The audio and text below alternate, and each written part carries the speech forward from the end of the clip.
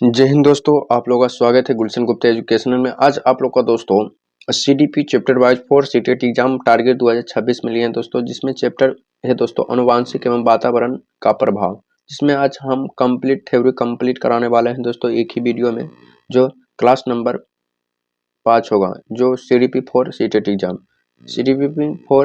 Exam जिसमें बाल विकास एवं शिक्षा शास्त्र कहा जाता है। चैप्टर का नाम है, जो पेपर 1 और पेपर 2 दोनों के लिए हेल्पफुल होगा दोस्तों। इसका प्लेलिस्ट बना दिए आप लोग। ये सर के चिंते होंगे कि सीटेट सीडीपी सजीन चौधरी मतलब सर हैं, उन्हीं की हम बुक कंप्लीट कराने वाले हैं, जिसमें आज हम चैप्टर नंबर 3 लिए हैं। चैप्टर कितना 3 लिए हैं, कंप्लीट हम करवाने वाले हैं। चैप्टर का नाम है अनुवांशिक एवं वातावरण।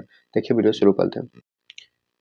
चैप्टर का नाम है अनुवांशिक चैप्टर का नाम है दोस्तों, देखिए अनुवांशिक एवं वातावरण, जिसमें यहाँ से 2 से 3 क्वेश्चन पूछा जाता है सीटेट एग्जाम में, जिसमें हम आज आप लोगों को थ्योरी पढ़ाएंगे। इसका पीडीएफ चाहता है टेलीग्राम चैनल गुलशन गुप्ता एजुकेशन सर्च कीजिएगा, इसका पीडीएफ आप लोग को मिल जाएगा। देखिए अनुवांशिक या वंशानुगत का एक पीढ़ी से दूसरी पीढ़ी अनुवांशिक या अनुवंशानुगत के एक गुणों का एक पीढ़ी से दूसरी पीढ़ी में हस्तांतरण को ही अनुवांशिक या वंशानुगत या हेरिडिटी कहा जाता है। अनुवांशिक के माध्यम से शारीरिक, मानसिक एवं सामाजिक गुण का हस्तांतरण बालकों का होता है। मतलब बालकों का होता है क्या क्या, शारीरिक गुण भी आ जाता है, मानसिक गुण भी आ जाता है और सामाजिक गुण भी आ जाता है। उसे हस्तांतरण बालकों में होता है, जिसे एक गुण से दूसरा, मतलब पिता का गुण पुत्र में आ गया, क्या क्या आ जाएगा, शरीर के ढांचा आ जाएगा, मानसिक भी आ जाएगा, सामाजिक गुण भी आ जाएगा। जेम ड्रेबर के अनुसार शारीरिक एवं मानसिक विशेषता का माता पिता के संतानों से हस्तांतरण होना अनुवांशिक कहलाता है। क्या कहलाता है, अनुवांशिक कहलाता है। H.A. पेटरसन एवं बुट बर्थने के अनुसार व्यक्ति अपने माता पिता के माध्यम से पूर्वजों की जो विशेषता प्राप्त होते हैं उसे वंशानुक्रम कहते हैं। अनुवांशिक का प्रभाव विभिन्न लक्षणों पर होते हैं, जैसे शरीर, बुद्धि तथा चरित्र पर अलग अलग पड़ता है। शरीर बुद्धि भलू हो जाएगा, चरित्र क्या जाए, शरीर बुद्धि तथा चरित्र पर अलग अलग प्रभाव, इस समय अनुवांशिक है। जिससे अलग क्या होगा, चरित्र पर अलग अलग प्रभाव। अब देखिए शारीरिक लक्षणों पर प्रभाव, इससे बालों का रंग, रूप, आकार, शरीर का गठन, ऊंचाई इत्यादि का निर्धारण उसे अनुवांशिक गुणों का महत्वपूर्ण योगदान होता है। जैसे मान लीजिए बालों का रंग है, आपका पिताजी का बाल का कलर क्या रंग है, काला है, तो आपका भी काला होगा, आकार भी ऐसे होगा। मान लीजिए आपका पापा 5 फीट है, मम्मी भी 5 फीट है, तो आप भी 5 फीट होगा, नहीं हो जाएगा 10 फीट। इसीलिए मान लीजिए इसका पिता लंबा है, माता हल्का सा छोटा, तब जो आप पिता पर भी जा सकते हैं, क्योंकि शारीरिक भी लक्षण होता है, ऊंचाई में भी हो जाए। अब देखिए अधिकांश जुड़वा भाई द्वियुग्मक होते हैं, जो पृथक युग्मक से विकसित होते हैं। लेकिन भाई क्यों न हो, लेकिन कुछ अलग डिफरेंट जरूर होगा। यह भाई जैसे जुड़वा भाई बहन की तरह मिलते जुलते होते हैं, परंतु उनके अनेक प्रकार के परस्पर एक दूसरे से भिन्न होते हैं। बालक के अनुवांशिक गुण उसके बुद्धि एवं विकास को भी प्रभावित करता है। लेकिन जुड़वा होता है, लेकिन बुद्धि बहुत चीज अलग होता है दोस्तों। वातावरण का अर्थ एवं परिभाषा बताएं। वातावरण का अर्थ मतलब पर्यावरण है। वातावरण का अर्थ क्या है, पर्यावरण है। पर्यावरण 2 शब्दों से मिलकर बना है, परि प्लस आवरण। परि प्लस आवरण, परि का अर्थ होता है जो चारों ओर, एवं आवरण का अर्थ होता है ढकना। परि का अर्थ होता है चारों ओर, आवरण का अर्थ क्या होता है ढकना। इस प्रकार पर्यावरण का अर्थ होता है चारों ओर से घिरने वाले प्राणी, मनुष्य, जल, वायु, वनस्पति, पहाड़, पठार, नदी, वस्तु आदि से घिरा हुआ है। यह सब मिलाकर पर्यावरण का निर्माण होता है या करते हैं। इसे वातावरण या पोषण के नाम से भी जाना जाता है। वातावरण मानव जीवन के विकास पर महत्वपूर्ण प्रभाव डालता है। मानव विकास में जितना योगदान अनुवांशिक को कहा जाता है, उतने ही वातावरण का भी होता है। इसीलिए कुछ मनोवैज्ञानिक वातावरण को सामाजिक वंशानुगत भी कहते हैं। व्यवहारिक मनोवैज्ञानिक ने वंशानुक्रम अधिक वातावरण को महत्व दिया है। एना स्टोरसी के अनुसार पर्यावरण वह हर चीज है जो व्यक्ति के जीवन के अतिरिक्त उसे प्रभावित करता है। जैसा आप लोग को पर्यावरण मिलेगा, ऐसा ही आप लोग बन जाएगा। मान लीजिए आपका समाज में पर्यावरण में चोर है, तो आप लोग कुछ चोरी करने सीख जाएंगे। ऐसे लक्षण तो कुछ आ जाएगा पर्यावरण में। जीव बल्ट के अनुसार जो किसी एक वस्तु के चारों ओर से घिरे हुए हैं तथा उसे प्रत्यक्ष प्रभाव डालता है वह पर्यावरण है। हॉलैंड एवं डगलस के अनुसार जीव जगत के प्राणियों के विकास, परिपक्वता, प्राकृतिक व्यवहार और जीवन शैली को प्रभावित करने वाले वह समस्त शक्तियों या परिस्थिति तथा घटनाओं को पर्यावरण में सम्मिलित किया जाता है तथा या और उन्हीं के सहायता से पर्यावरण का वर्णन किया जाता है। वातावरण का प्रभाव या पर्यावरण का प्रभाव। वातावरण के संदर्भ में निम्नलिखित प्रभावों का वर्णन किया जा रहा है जो इस प्रकार है। पहला है शरीर अंतर में प्रभाव। व्यक्ति के शारीरिक लक्षण जैसे वंशानुगत होते हैं, किंतु इस पर वातावरण पर प्रभाव स्पष्ट रूप से देखा जा सकता है। लेकिन स्पष्ट रूप से देखा जाए तो पहाड़ी क्षेत्रों में रहने वाले लोगों के कद छोटा होता है। जो पहाड़ी क्षेत्र में रहते हैं उनके लोगों का कद जो होते हैं छोटा होता है, जबकि मैदानी क्षेत्र में रहने वाले लोगों का शरीर लंबा और गठीला होता है जो मैदानी क्षेत्र में रहते हैं। अनेक पीढ़ियां से निवासी स्थल परिवर्तन करने के बाद उपयुक्त लोगों के कद एवं रंग में अंतर वातावरण के प्रभाव के कारण होते हैं। जैसे देखिए बहुत सारे देश के कोई गोरा होता है, कोई काला होता है, क्या है? प्रजाति का श्रेष्ठ का पर प्रभाव। कुछ प्रजाति की बौद्धिक श्रेष्ठता के कारण वंशानुगत न होकर वातावरणीय होते हैं। वे लोग इसलिए अधिक विकास कर पाते हैं क्योंकि उसके पास श्रेष्ठ शैक्षणिक, सांस्कृतिक, सामाजिक वातावरण उपलब्ध होता है। उदाहरण स्वरूप यदि एक महान व्यक्ति के पुत्र को ऐसे जगह पर छोड़ दिया जाए जहाँ शैक्षणिक, संस्कृति और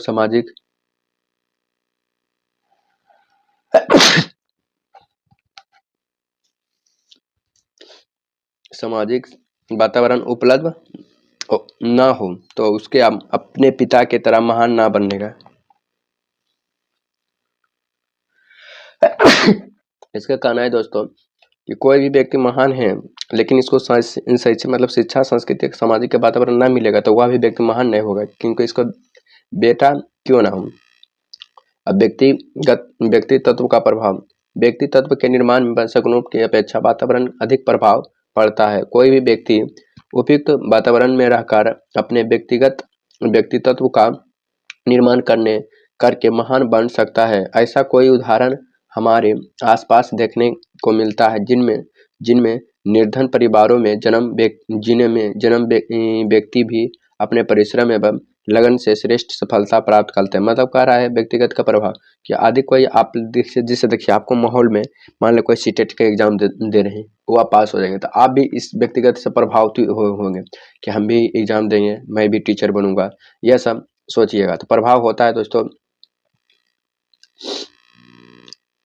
अगला पॉइंट हो जाएगा। न्यूमैन एवं फ्रीमैन और होलीजिगर ने इस बात को साबित करने के लिए 20 जुड़वे बच्चे को अलग अलग वातावरण में रखकर उनका अध्ययन किया। उन्होंने एक जोड़े के एक बच्चे एक गांव में फार्म और दूसरे को नगर में रखा। मतलब एक जोड़े को कहाँ रखा? गांव में। एक दूसरे को नगर में रखा, शहर में। बड़े होने पर दोनों बच्चों में पर्याप्त अंतर पाया है। सही बात, बड़ा होने पर पर्याप्त अंतर। फॉर्म का बच्चा अवशिष्ट, चिंताग्रस्त और बुद्धिमान था। उसके विपरीत नगर का बच्चा शिष्टा, चिंता मुक्त और अधिक बुद्धिमान था। क्योंकि नगर वाला बच्चा क्या होता है? अधिक बुद्धिमान, चिंता सब बेस्ट रहता है। क्योंकि शहर में जो नगर में होता है उसमें हर चीज का डेवलप करना होता है। जैसे शहर में आप लोग जैसे देखिए कोचिंग सेंटर खोजते हैं बड़ा बड़ा, यूपीएससी बीपीएससी। आप गांव में खोजेंगे तो मिलेगा नहीं मिलेगा, लेकिन बाहर शहर में मिल जाएगा। तो बताइए विकास कहाँ होगा? शहर में, क्योंकि पर्यावरण भी बहुत डिपेंड करता है मनुष्य के विकास में। मानसिक विकास पर प्रभाव। गार्डन नामक मनोवैज्ञानिक का मत है कि उचित मानसिक और सांस्कृतिक वातावरण नहीं मिलने पर मानसिक विकास की गति धीमी हो जाती है। मतलब कह रहे हैं कि जिसे गार्डन नामक मनोवैज्ञानिक कह रहा है कि सामाजिक और सांस्कृतिक वातावरण नहीं मिलने पर मानसिक विकास भी किया जाता है, धीमी हो जाती है। उसने यह बात नदियों के किनारे रहने वाले बच्चों को अध्ययन करके सिद्ध किया। कह रहा है नदी के किनारे जो रहने वाले बच्चे थे उसके बारे में कहा के इन बच्चों को वातावरण का गंदा और समाज के अच्छे प्रभाव से दूर रहा था। अध्ययन में पाए गए गंदे एवं समाज के अच्छे प्रभावों को दूर रहने के कारण बच्चों का मानसिक विकास भी प्रतिकूल प्रभाव पड़ा था। दोस्तों, बालक पर बहुमुखी प्रभाव। वातावरण बालक के शारीरिक, मानसिक, सामाजिक, संवेगात्मक आदि सभी अंगों पर प्रभाव डालता है। इसकी पुष्टि एवरोन का जंगली बालक के उदाहरण से ही की जा सकती है। इस बालक को जन्म के बाद एक भेड़िया उठा लिया गया था और उसका पालन पोषण जंगली पशुओं के साथ पशुओं के बीच में हुआ था। कुछ शिकारियों ने उसे 1799 ईस्वी में पकड़ लिया। उसी समय उसका आयु 11 से 12 वर्ष के थी। उसकी आकृति पशुओं से ही हो गई थी। वह उसके समान ही हाथ पैर से भी चलता था। वह कच्चा मांस भी खाता था। उसमें मनुष्य के समान बोलने और विचारों करने की शक्ति नहीं थी। उसको उस मनुष्य के समान सभ्य और शिक्षित बनाने का सब प्रयास विफल रहा, क्योंकि आप कह रहे थे जैसा संगत में रहिएगा वैसा हो। आप मान लीजिए आईएएस के साथ रहिएगा तो जरूर आईएएस के गुण 100% कुछ न कुछ आएगा, नहीं कहेंगे आईएएस बनिए जाएगा। अब मान लीजिए इसमें एक कहानी सुनाते हैं दोस्तों। मतलब एक टीचर एक राजा था। एक राजा के सभा में आया तो बोला कि एक टीचर कि जाइए आप एक गधा के पढ़ाइए। गया भी टीचर, 1 महीना में खुद गधा की तरह ही खुद हो गया। कौन? टीचर। इसलिए आप लोग जिसके संगत में रहेंगे हो जाएगा। वातावरण संबंधित कारक। वातावरण एक बहुआयामी संकल्पना है जो यह व्यक्ति को जन्म से लेकर मृत्यु तक प्रभावित करता है। बालक के मानसिक एवं आर्थिक स्थिति का प्रभाव उसके जीवन के महत्वपूर्ण भाग पर पड़ता है। शहरी एवं ग्रामीण बालकों के बीच विकास के अंतर संदर्भ को इसी में समझाया जा सकता है। शहरी बालकों की तुलना में ग्रामीण परिवेश की बालकों के सामाजिक, मानसिक और सांस्कृतिक का व्यवहारिक विकास भिन्नता दिखाई देता है। माता पिता से प्राप्त आनुवंशिक गुण भी बालक को प्रभावित करते हैं। पालन पोषण का प्रभाव भी बालक के शैक्षणिक विकास पर पड़ता है, क्योंकि यदि पालन पोषण उचित तरीका से नहीं होगा तो उसका शरीर विकास पर इसका नकारात्मक प्रभाव पड़ सकता है। बालकों के विकास में उसके परिवेश अर्थात परिवार, समाज तथा पास पड़ोस की महत्वपूर्ण भूमिका होती है। यह सभी अनौपचारिक शिक्षा के महत्वपूर्ण अंग होते हैं। वातावरण से संबंधित कारकों का वर्णन निम्न प्रकार से वर्णित है। पहला है भौतिकी कारक। इसके अंतर्गत प्राकृतिक एवं भौगोलिक परिस्थितियों आती है। मनुष्य के विकास पर जलवायु का प्रभाव पड़ता है। जहाँ अधिक सर्दी पड़ती है, जहाँ अधिक गर्मी पड़ती है। जहाँ अधिक सर्दी पड़ता है वहाँ अधिक गर्मी पड़ती है। वहाँ मनुष्य का विकास एक जैसा नहीं होता है। ठंडे प्रदेश के व्यक्ति क्या होता है? सुंदर, गोरे, सुंडेल और स्वस्थ और बुद्धिमान होते हैं। धैर्य में भी अधिक होता है, जबकि गर्म प्रदेश के व्यक्ति काले, चिड़चिड़ाहट और आक्रमण स्वभाव के होते हैं। दोस्तों, ये भौतिकी परिवर्तन है। अब देखिए सामाजिक परिवर्तन क्या है। मनुष्य एक सामाजिक प्राणी है, इसीलिए उस पर समाज का प्रभाव अधिक दिखाई देता है। सामाजिक व्यवहार, रहन सहन, परंपरा, धार्मिक रीति रिवाज, प्रापरास्मिक क्रिया संबंध, बहुत से तत्व जो मनुष्य के शारीरिक, मानसिक एवं बौद्धिक विकास को किसी न किसी रूप में अवश्य प्रभावित करता है। बात सत्य है दोस्तों। सामाजिक कारक में बहुत चीज देखते देखते सीख जाते हैं। क्या होता है? सीख जाते हैं। आर्थिक कारक देखें। आर्थिक कारक अर्थात धन से केवल सुविधाएं से ही प्राप्त नहीं होता, बल्कि इसे पौष्टिक चीजों से भी खरीदा जा सकता है, जिससे मनुष्य के शरीर विकसित होता है। आर्थिक वातावरण मनुष्य की बौद्धिक क्षमता को प्रभावित करता है तथा सामाजिक विकास पर इसका प्रभाव पड़ता है। सांस्कृतिक कारक। धर्म और संस्कृति मनुष्य के विकास के गहरे स्तर पर प्रभावित करता है। हमारा खाना पीना, रहना सहना, पूजा पाठ, संस्कार अथवा आचार विचार इत्यादि हमारी संस्कृति के अभिन्न अंग हैं। जिन संस्कृति में वैज्ञानिक दृष्टिकोण समाहित है उसका विकास ठीक ढंग से होता है, लेकिन जहां अंधविश्वास और रूढ़वाद का समावेश है उस समाज का अत्यंत मंद गति से होता है। इसलिए पूजा करने से आप लोग देखते हैं दोस्तों कि पूजा करने से मन का शांति मिलता है। क्या मिलता है? मन का शांति मिलता है। आनुवांशिक एवं वातावरण का शैक्षणिक महत्व। आनुवांशिक एवं वातावरण का शैक्षिक महत्व। आनुवांशिक एवं वातावरण के शैक्षणिक महत्व के संदर्भ में यह कहा जाता है कि दोनों आपस में इस प्रकार जुड़े हैं कि पृथक नहीं किया जा सकता है। जहां एक आनुवांशिक को स्थिर समाज अवसंरचना माना जाता है, वह दूसरी और वातावरण को बालक के आचार विचार एवं व्यक्तित्व को प्रभावित करता है। अतः इसके बिना बालक के विकास की कल्पना नहीं की जा सकती है। यह बाल विकास के गहरे स्तर पर प्रभावित करते हैं। आनुवांशिक एवं वातावरण के शैक्षणिक महत्व को निम्न प्रकार समझा जा सकता है। विकास के वर्तमान विचारधारा में प्राकृतिक और पालन पोषण दोनों को महत्व दिया गया है। आनुवांशिक की भूमिका को समझाना बहुत महत्वपूर्ण है और इससे भी अधिक लाभकारी है। हम समझे कि परिवेश में कैसे सुधार किया जा सके ताकि बच्चे की आनुवांशिकता और निर्धारित सीमा के भीतर सर्वत्र संभावित विकास के लिए सहायता की जा सके।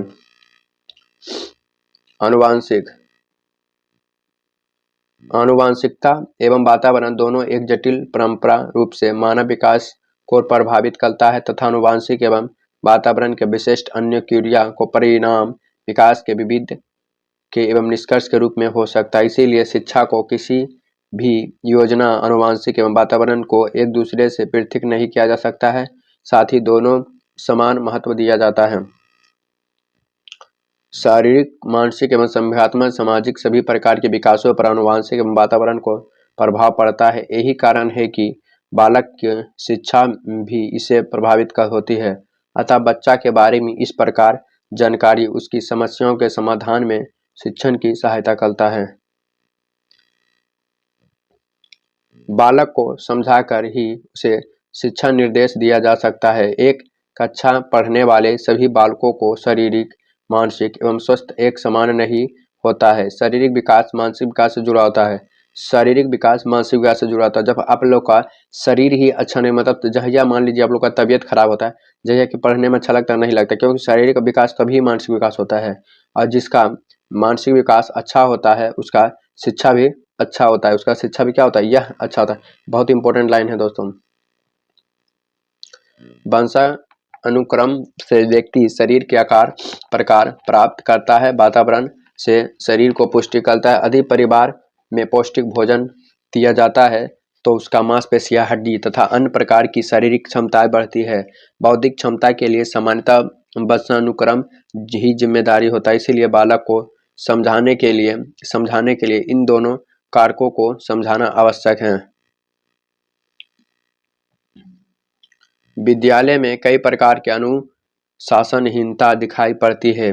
कई बार इनमें परिवार या परिवेश ही नहीं बल्कि काफी हद तक वंशानुक्रम भी जिम्मेदार होता है। जैसे चोरी करना, अपराध में लिप्त होना, झूठ बोलना आदि अवगुण का विकास बालक के परिवार एवं वंशानुक्रम पर भूमिका अहम निभाती है। मान लीजिए कि विद्यालय में कई प्रकार का अनुशासनहीन दिखाई पड़ता है तो यह बालक के परिवेश में क्या होगा तो आप लोग जान जाएंगे, बल्कि कभी काफी हद तक वंशानुक्रम पर प्रभाव पड़ता है। माता पिता को पता है जिससे चोरी कर रहा है तो पता है कि घर में इसका जिम्मेदार होगा न कि टीचर होगा। बालक की रुचियां, प्रवृत्ति तथा अभिवृत्ति आदि के विकास के लिए भी वातावरण अधिक जिम्मेदारी होता है। क्या होता है, वातावरण अधिक जिम्मेदारी होता है। लेकिन वातावरण के साथ ही यदि वंशानुक्रम भी ठीक है तो इसका सार्थक दिशा मिल जाती है। उदाहरण के लिए एक व्यवसाय के बच्चे के जीवन में व्यवसायिक अभिरुचि एवं क्षमता पाई जाती है, उसे व्यवसाय के परिवेश में प्राप्त कर उसी दिशा में सफलता मिल जाती है। मतलब एक बिजनेसमैन का बेटा आप लोग देखिएगा कुछ दिन के बाद खुद बिजनेसमैन बन जाता है। क्या किसका क्या है, रुचि है, यह परिवेश में मिल रहा है, परिवेश है। आनुवांशिक एवं वातावरण के बालकों के विकास पर पड़ने वाले प्रभावों के ज्ञान के अनुरूप शिक्षक विद्यालय के वातावरण को बच्चों के लिए उपयुक्त बनाता है। जिस छात्र को व्यवहार में अपेक्षित वातावरण किया जा सकता है उसे अधिगम प्रक्रिया से अधिक प्रभावशील बनाया जाता है। अभ्यास प्रश्न है दोस्तों, आप लोग का थ्योरी कंप्लीट यहाँ से हो गया। वीडियो अच्छा लगे तो चैनल को सब्सक्राइब, वीडियो को शेयर कर। आप लोग का दिन शुभ हो।